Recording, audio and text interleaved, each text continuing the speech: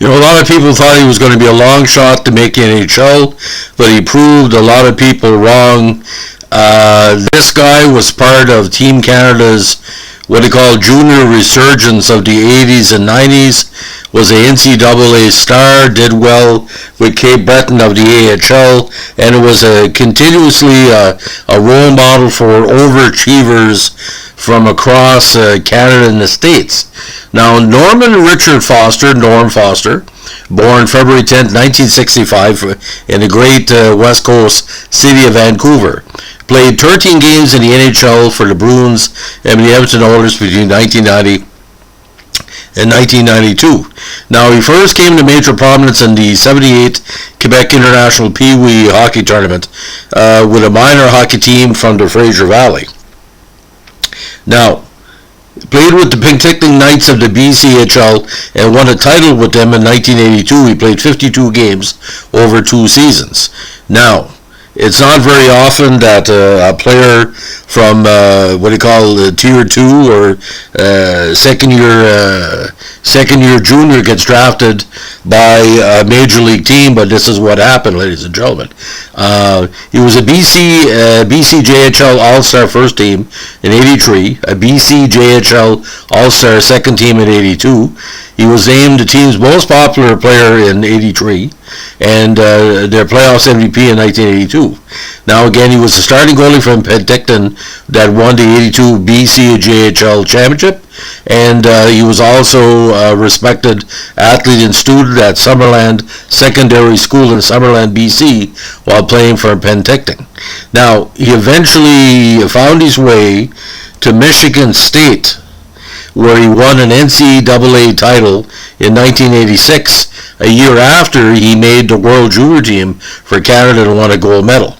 He was an NCAA Tournament All-Star in 86, a CCHA All-Star second team in 84, again for Michigan State, CCHA All-Star Honorable Mention in 86, CCHA All-Rookie Team in 84, a Great Lakes Invitational All-Star First Team in 83, and the Michigan State Outstanding Rookie Award in 1984. So between 1982, ladies and gentlemen, and 1986, his trophy case need to have additions on a regular basis. Now, he got his start in the NHL on February 2nd, 1981, when Boston was playing Pittsburgh, wearing number 39.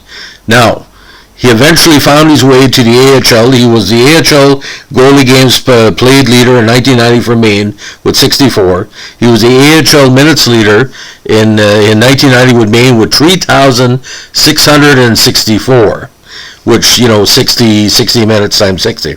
He was also the NCAA goals against average leader in 84 for Michigan State with 2.74. Now, in 93, he eventually played 10 regular season games for Cape Breton that went on to win the AHL playoff title, but was not with the team during the playoffs. Now, Boston eventually decided to part ways with Foster by trading to Edmonton in exchange for future considerations on September 10th, 1991, which led him, of course, to a popular run with the Cape Breton Oilers. Now, in Cape Breton, he played 40 games in 1991. Finally got called up to Edmonton in 92, where he has a 5-3 record with 273. But second year with Cape Breton, some decent numbers: 15, 13, 1, 29 starts with a 4.2 average. Now, 93, he split time between Cape Breton and of the AHL and the Kansas City Blades. Then found his way back to the AHL with the Hershey Bears in 94. Now, 95, his retirement year from minor pro.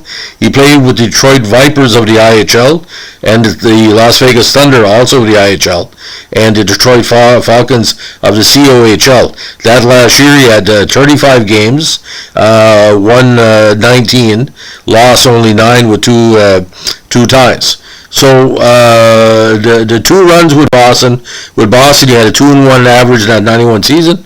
Final NHL totals: 7-4, 3.27 average in 13 games.